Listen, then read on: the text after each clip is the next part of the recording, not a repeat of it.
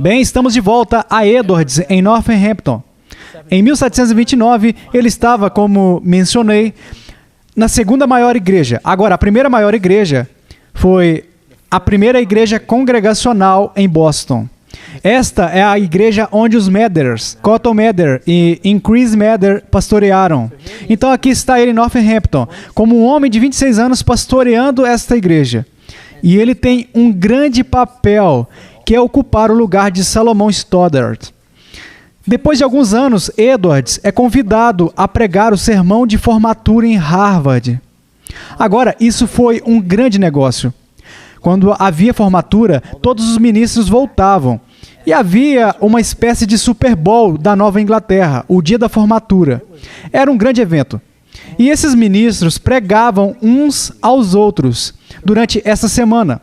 E era uma grande honra. Vocês podem imaginar quantos ministros estariam reunidos lá em Boston. E era uma grande honra ser escolhido para pregar o sermão. E aqui está Edwards. Em primeiro lugar, ele é um graduado de Yale, não um ex-aluno de Harvard. Então, ele era desconhecido.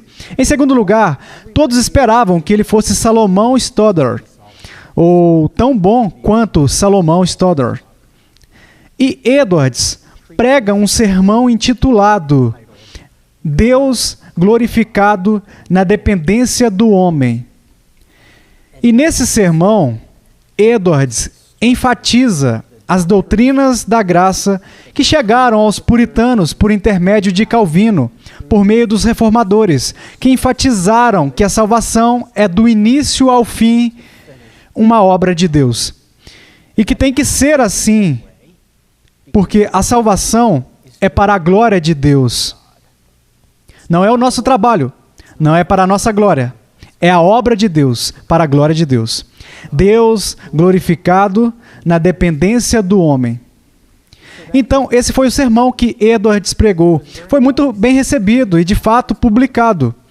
Agora, geralmente, um sermão era publicado no final da carreira de um ministro, como uma espécie de algo honorário para eles. Eles meio que pregavam um sermão e alguém dava um passo à frente e pagava para que fosse impresso e publicado. Mas aqui está Edwards, no início da sua carreira ministerial, publicando um sermão. E, de fato, a forma como foi publicado voltaria a assombrar Edwards, porque foi publicado com outro sermão de William Williams, e não estou inventando esse nome. E William Williams, que era um daqueles ministros mais velhos, por honra e respeito, um de seus sermões foi impresso. E assim os dois sermões foram impressos juntos. Agora, veremos enquanto mergulhamos no final da década de 1740, onde isso volta à cena. Então, meio que guarde esse pensamento por um tempo. Mas quando voltamos para Edwards, semana após semana, Edwards pregava. Bem, Edwards era um escritor de sermões meticulosos. Edwards escrevia os seus sermões e nesses primeiros sermões, ele às vezes os escrevia 3, 4 ou 5 vezes. Agora, ele escrevia esses sermões à mão. Esta é uma réplica do tamanho real de um dos manuscritos dos sermões do Edwards. Edwards pegava um pedaço de papel grande, chamado de papel fólio. Posso passar para vocês uma ideia. O papel era aproximadamente deste tamanho. Veremos isso mais tarde, mas é um pedaço de papel fólio. Edwards o pegava e fazia uma série de dobras até reduzi-lo a cerca de 10 centímetros quadrados. Então ele cortava os lados. Depois ele pegava uma agulha e ele fazia um buraco aqui, ó, e também um buraco aqui. E ele pegava um pedaço de linha, ele amarrava um pedaço de linha ali e fazia um livrinho do sermão. Esses sermões, ele poderia colocar cerca de 15 palavras e cerca de 20 a 30 linhas em uma página. E um livreto com um sermão típico tinha algo em torno de 40 a 60 páginas. Bem, esse sermão nem sempre era pregado em uma sessão. Acho que a congregação dele ficaria inconsciente se fosse. O sermão às vezes era dividido. Às vezes eles pregavam de manhã, faziam algum tipo de almoço no local e tinham uma sessão à tarde. Às vezes ele o dividia em períodos de 2 semanas. Mas essa era a sua unidade do sermão. Agora, se vocês olharem para isso, e esse é o tamanho real, é muito difícil de ler, mesmo se você o tiver escrito. Portanto, a ideia de que Edwards leu os seus sermões provavelmente não é verdade. Na verdade, o que mais tende a pensar hoje em dia é que a mente de Edwards era tal que, conforme ele escrevia o sermão, ele o memorizava. Então ficava no púlpito e o recitava. Agora, o seu estilo de pregação mudou depois de 1741. Depois de 1741, George Whitefield veio para a cidade, veio para Northampton. Pregou na igreja de Northampton e até pregou na casa do Edwards. Isso era muito típico do Whitefield. Whitefield pregava um sermão, então ele ficava em uma pousada ou ele ia para a casa de alguém e as multidões descobriam onde ele estava. As pessoas ficavam do lado de fora e esperavam até que ele saísse e pregasse para eles de novo. Não sei se eles gritavam, queremos um sermão, queremos um sermão. Mas, de alguma forma, eles não iam embora. E enquanto Whitefield estava hospedado na casa do Edwards, lá as multidões estavam. Então, Edwards, ou Whitefield, preferiu pregar um sermão da casa do Edwards. Agora, posso imaginar a conversa. Whitefield é um orador cativante.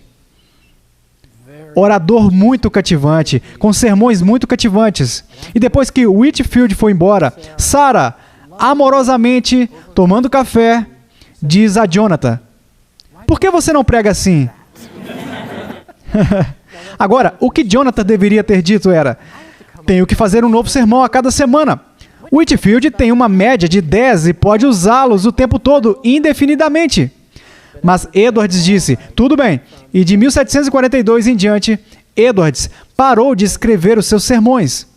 Em vez disso, ele fazia um esboço, pregava o sermão, e então na segunda-feira, ia para o seu escritório e escrevia o sermão que pregou. Portanto, esta é uma mente notável. Não tente fazer isso em casa, imitar essa mente. Estamos falando de uma pessoa sem precedentes. Mas Edwards escreveu sermões. Estima-se que a coletânea dos sermões do Edwards tenha em torno de 1.200 a 1.400 sermões.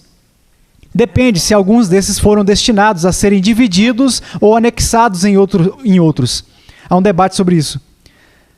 De 1.200 a 1.400, 15 palavras por linha, 30 linhas por página, 40 a 60 páginas por sermão, multiplicado por 1.200 a 1.400. Isso é muito papel. Isso é muitos escritos.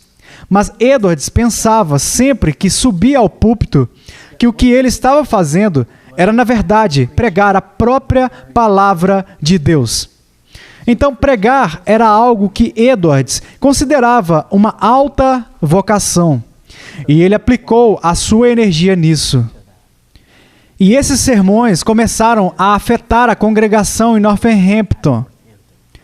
Houve em 1734 e 35 um avivamento no Connecticut River Valley, em grande parte devido à pregação de Edwards, tanto em Northampton quanto quando ele subia e descia o Connecticut River Valley e pregava. E Edwards escreveu uma história sobre avivamento e a enviou aos jornais em Boston para ser impresso, de forma que encorajasse um avivamento religioso lá em Boston. E o editor em Boston enviou a carta através do mar para o seu amigo, um escritor de hinos na Inglaterra. Vocês podem ter cantado um ou dois dos seus hinos, Isaac Watts. E ele enviou isso para Isaac Watts. Isaac Watts leu isso e disse, isso é ótimo. Peça a esse cara, Jonathan Edwards, para escrever uma versão completa disso e vamos publicá-la como um livro. Assim, a notícia chegou até Edwards em 1736. Edwards escreveu uma narrativa fiel da obra surpreendente de Deus no condado de Hampshire. O condado de Hampshire é o condado em que Northampton fica no Connecticut River Valley. O livro foi publicado na Inglaterra, editado por Isaac Watts, e uma cópia foi enviada de volta a Boston. E uma cópia chegou a Jonathan Edwards, e ele a leu. E a primeira coisa que ele notou foi que Isaac Watts, Dr. Watts, errou o título. Edwards falou de uma narrativa fiel da obra surpreendente de Deus na conversão de muitas centenas de almas em Northampton, nas cidades vizinhas e vilas de Hampshire, na Nova Inglaterra. Watts achou que Edwards não sabia do que estava falando e que ele se referia à colônia de New Hampshire. Então Watts mudou para New Hampshire. Esta é a cópia pessoal que foi do Edwards. Bem, não a original. Esta é uma réplica da cópia pessoal que foi dele, que está na biblioteca de livros raros e manuscritos de Beinecke, na Universidade Yale. E Edwards pegou uma caneta e riscou a palavra New. Então, vocês não têm, eu deveria ter uma imagem disso. Do outro lado, Edwards escreve: o primeiro de muitos erros que os editores cometeram nos meus livros. E eu sou muito grato por isso. Qualquer pessoa que escreveu um livro sabe como é divertido interagir com os editores. Então, Edwards decidiu: vou publicar a cópia corrigida. Então, ele pega a cópia de Watts, edita tudo, envia para Boston e uma cópia é impressa. Mas esse é o primeiro livro do Edwards, a surpreendente obra de Deus. E esse livro foi amplamente lido, amplamente distribuído. E muitos acreditam que foi a semente, uma das sementes que emergiria muito rapidamente como o grande despertar em 1740 e 1742. Então, Edwards está pregando, ele continua a pregar, e entramos nestes anos do Grande Despertar, 1740-42. É um fenômeno transatlântico. Temos Edwards na Nova Inglaterra e outros ministros, onde está ocorrendo um reavivamento, os Tennants em Nova Jersey, e claro, temos os irmãos Wesley e George Whitefield na Velha Inglaterra. E ambos, Wesley e Whitefield, eu acho que Whitefield pregou primeiro, mas Wesley também pregou um sermão com o mesmo título, o Quase Cristão. E o quase cristão é alguém que pensava que era cristão, porque estava na igreja da Inglaterra, mas não era um verdadeiro cristão simplesmente por estar na igreja da Inglaterra. Era um quase cristão. Bem, como vocês podem imaginar, rapidamente Wesley e Whitefield não eram convidados para pregar nas igrejas. Não tem problema, eles simplesmente iam para o ar livre. Whitefield foi o primeiro, Wesley o seguiu, depois Charles, e eles simplesmente pregavam ao ar livre.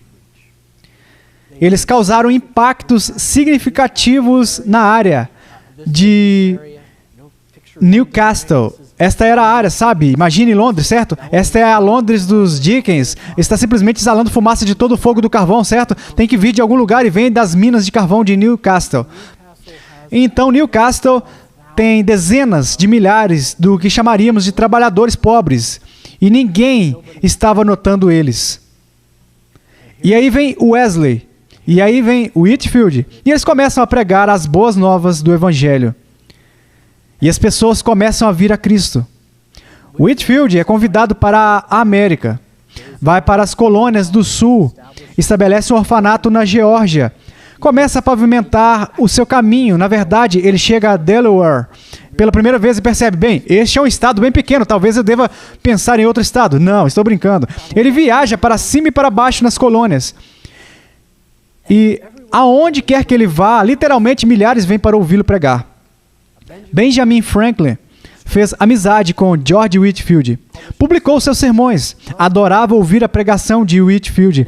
Nunca acreditou no Deus de Whitefield. Nunca aceitou o evangelho de Whitefield.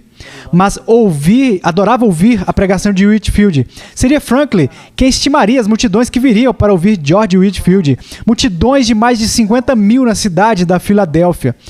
Whitefield pregou em um lugar em Lancaster, onde 10 mil foram ouvi-lo pregar. E a população do condado de Lancaster não era nem 7 mil naquela época. Então, as pessoas vieram de todos os lugares. Foi realmente entendido que Whitefield poderia pregar e ele poderia ser ouvido do outro lado do rio Delaware, em Camden, Nova Jersey, como ele pregaria na Filadélfia. E Whitefield era um pregador comovente. Bem, lembre-se, ele só tem 7 sermões, então eles podem ser muito bons. Não, estou brincando. Enquanto pregava, ele recebia ofertas para os seus orfanatos. Franklin sabia disso. Então ele foi uma vez com alguns shillings no bolso para dar de oferta.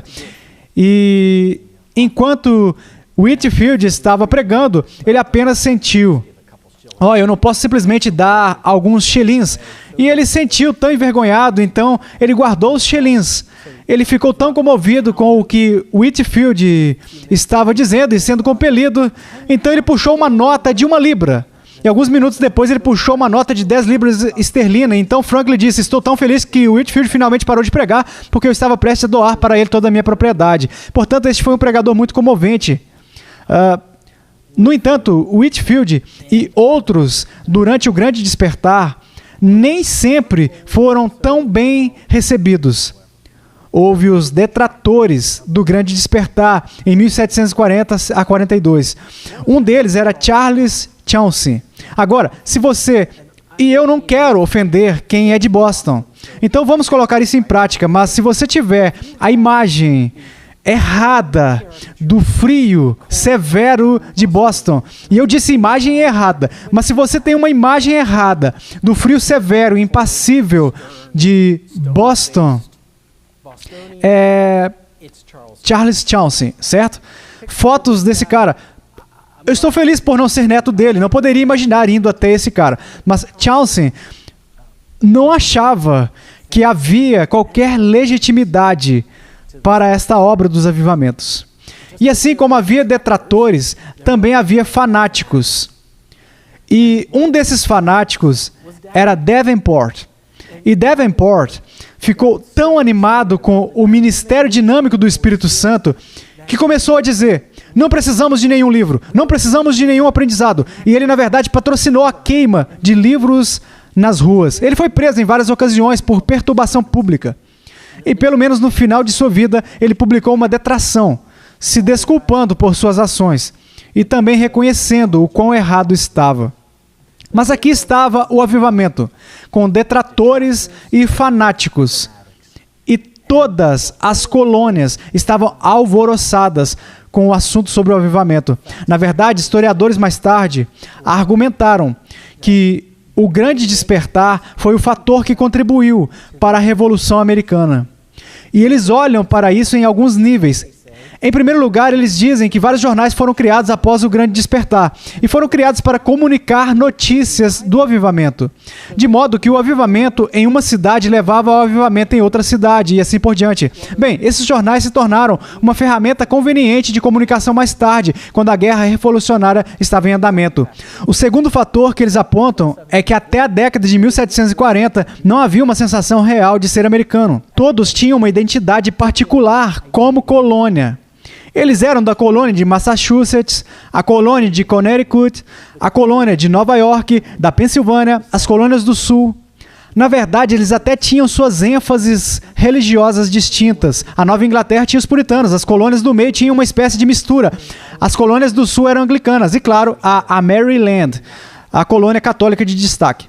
Mas eles tinham essas identidades únicas. Mas o Grande Despertar, veja, foi o que lhes deu uma experiência singular que os unificou. E essa unificação seria mais tarde uma dinâmica crucial que abriria o caminho para a guerra revolucionária. Edwards estava bem no meio do Grande Despertar. E, de fato, ele pregou um sermão literalmente no meio dele, que é seu sermão mais famoso: pecadores nas mãos de um Deus irado. Agora, as pessoas adoram. Por falar em imagens, elas adoram ter imagens dos puritanos. O que é que H.L. Mencken disse uma vez? Um puritano é qualquer pessoa que pensa que em algum lugar alguém pode estar apenas se divertindo. Lembro-me de ouvir um comercial da Volvo.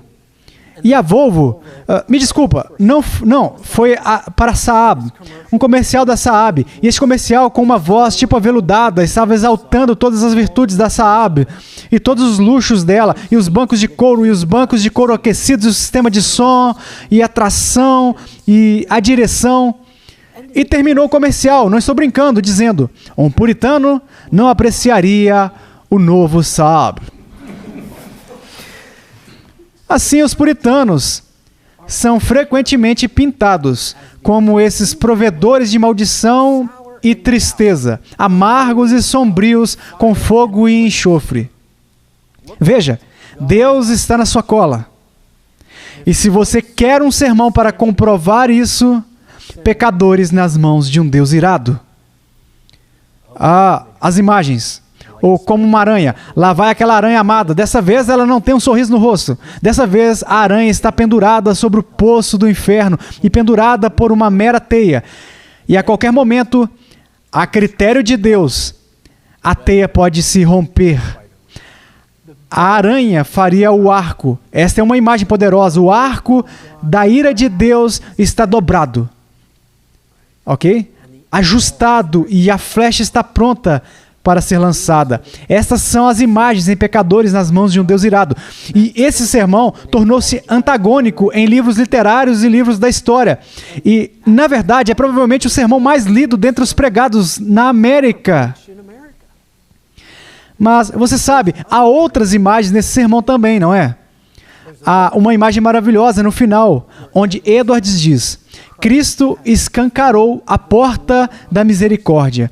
Está no caminho, clamando aos pobres pecadores. Entrem, voltem para casa. Então, sim, o sermão é sobre julgamento. Sim, o sermão é sobre a ira de Deus. Sim, o sermão... não presuma. Não presuma. Mas também há muito convite de misericórdia do Evangelho nesse sermão. E, na verdade, se você olhar para a coletânea dos sermões do Edwards como um todo, quais as palavras que aparecem mais? Alegria, prazer, felicidade. Na verdade, eu costumava pensar que Edwards inventou essa palavra, mas depois a descobri nos puritanos anteriores. Feliz. Não é uma ótima palavra? Você não quer ser feliz? Você sabe como você pode ser feliz? Amando a Deus e obedecendo a Deus. Edwards pregou sobre o pecado, pregou sobre a ira de Deus, sem dúvida. Ele não iria ceder nisso, ele não iria excluir isso, ele não iria encobrir o Evangelho. Mas ele também expressou a alegria, a doçura, o deleite e o prazer que o Evangelho nos proporciona. Bem, veremos um pouco mais dos sermões de Edwards e também veremos o que deu errado nesta congregação em Northampton na nossa próxima sessão juntos.